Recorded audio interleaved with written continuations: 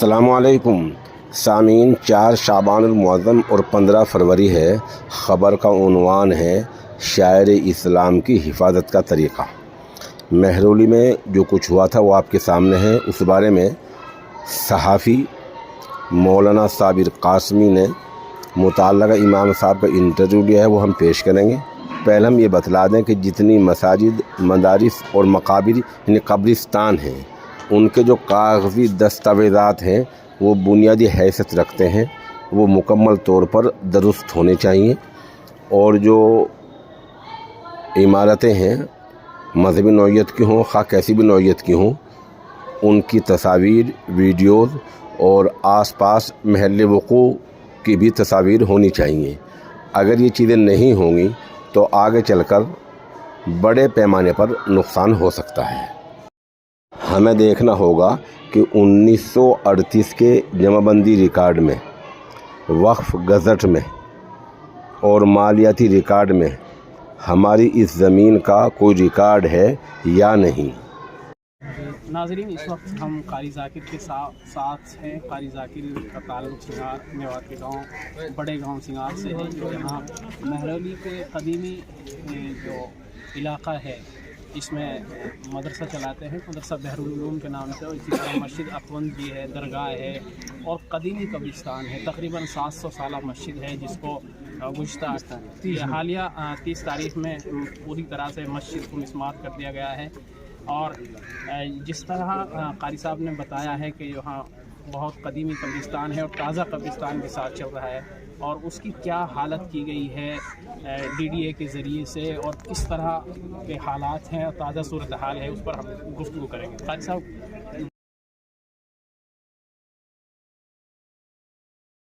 बहुत बड़ा जुल्म और ज़्यादती करिए प्रशासन की बात को लेकर हम इस बात से इतने परेशान हैं कि बहुत ही ज़्यादा परेशान हैं। और जितने भी हमारे मुसलमान भाई हैं, इनका सबका ही अंदर से दिल रो रहा है। जो 700-800 साल पुरानी मस्जिद थी वो आज हमारी मस्जिद शहीद कर दी। और हमारे जितने भी कुरान शरीफ रखे थे मस्जिद में, सारे कुरान शरीफ उसी में दफन कर दिए। एक भी कुरान शरीफ निकालने का मौका नहीं दिया। बहुत ज़्यादा हमें दुख और दर्द है। इमाम साहब, आपने उस वक्त उनसे कुछ कहना चाहा कि हम लोग को निकालने दीजिए, उन्होंने आपकी बात सुनी या आपको मना कर दिया कि नहीं, ये नहीं करने देंगे? मैंने बड़े SHO साहब से रिक्वेस्ट करी कि आप सर, आपको पता है ये पुरानी मस्जिद है, 700-800 साल पुरानी, ये मस्जिद को छुड़ा के ताकि आप। लेकिन मैंने जब ज़्यादा कोशिश करी तो SHO साहब ने पुलिस वालों को इशारा करा, 10 पुलिस वालों ने मुझे पकड़ा। और जितने भी हमारे उस्ताद पढ़ाने वाले और बड़े थे तो उन सबको पकड़ के हमें यहाँ छोड़ दिया। ये जो सामने बैरिकेड देख रहे हैं, यहाँ छोड़ दिया। यहाँ से वहाँ तक इतनी ज़बरदस्त पुलिस थी कि यहाँ से वहाँ जाना नामुमकिन। उसके बाद ये आज 3 दिन, तीसरा दिन तो आपको जाने दिया गया, जो अंदर जाने दिया गया? नहीं, अंदर नहीं जाने। क्या बोलते हैं? कल पूरा दिन यहाँ खड़े रहे, आज पूरा दिन सुबह से मैं आया हूँ तो थोड़ी देर फिर अब मैं गया हूँ काम से, किसी को नहीं जाने। क्या बोल रही है पुलिस? आपको क्या बोल रही है? पुलिस ये बोल रही है ऊपर से ऑर्डर नहीं है, और आप जो है SHO से साहब से और DM साहब से लिखवा के लेकर आओ, तब हम जाने।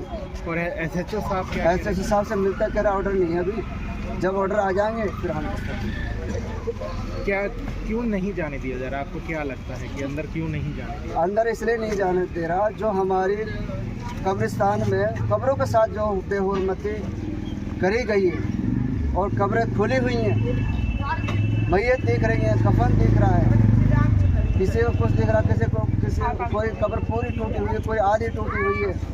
उन कब्रों के साथ इतनी ज़्यादा वो बेहुरमती करी गई है तो ताकि वो मुसलमान जाके देखेंगे, किसी की माँ है, किसी का बाप है, किसी की बहन है, किसी का भाई है, किसी का दादा है, किसी की दादी है, इस तरीके सबका ही वहाँ परिवार आराम कर रहे हैं। तो उनसे बर्दाश्त नहीं होगा, इसलिए वो चुपचाप उन कब्रों को मिट्टी डाल रहे हैं, उन्होंने बराबर कर, इसलिए वहाँ जाने नहीं।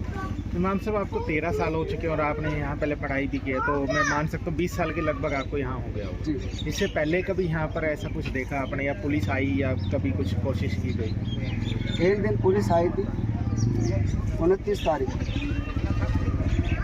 और 29 तारीख को आके SHO साहब मौजूद थे और एक पुलिस वाले उनके साथ में डीडी वाले थे, वो आए, उन्होंने फ़ोटो तो खींचे, फोटोग्राफी करी और आके चले गए। उनसे पूछा भी गया कि आप सर कैसे आए, डीडी वाले से पूछा आप सर कैसे आए, कि हम जैसे आते हैं नॉर्मल ऐसे ही आए हैं सर्वे करने, कोई बात नहीं, कोई परेशानी नहीं, ठीक है। और अगर मैं बात करूं डीडीए लैंड की, तो मैं महरौली में 5 साल से रहता आया हूं, तो बहुत सारी ज़मीनें जो इलीगल बनी हुई है। ये तो 600 साल पुराना है, पर नई नई बिल्डिंग्स बनी हुई है जी। तो मस्जिद को ही टारगेट क्यों किया गया? मस्जिद को टारगेट ये सियासत मुद्दा बना लिया जी ये, और तो कोई काम रहा नहीं। मस्जिद मुसलमान हिंदू मस्जिद मंदिर इसका वो बहाना ले रखा है, ये ना तो मस्जिदों को शहीद करो और अपनी राजनीति रोटी से। अभी आप आगे क्या उम्मीद लगा रहे हैं? उम्मीद हमारा आखिरी हथियार कोर्ट है, हाई कोर्ट से जो फैसला होएगा हम उसको खाएं।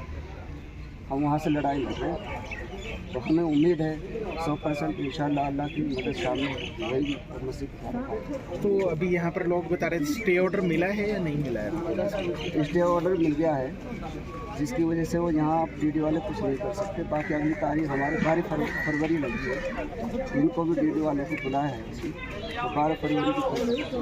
और इमाम साहब जो बच्चे थे अब वो कहाँ पर हैं जो मदरसों में पढ़ रहे हैं? बच्चे पूरे दिन यहाँ परेशान रहे, सर्दी में ठिठुरते रहे, उन्हें कपड़ा नहीं दिया, कपड़े लगते हैं उनका सारा सामान उसी कमरे में रह गया।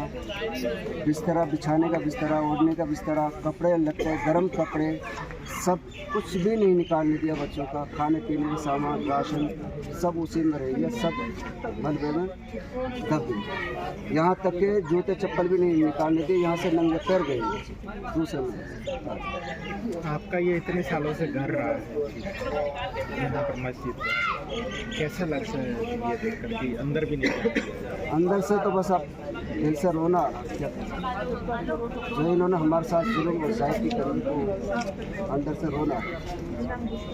मजबूर है।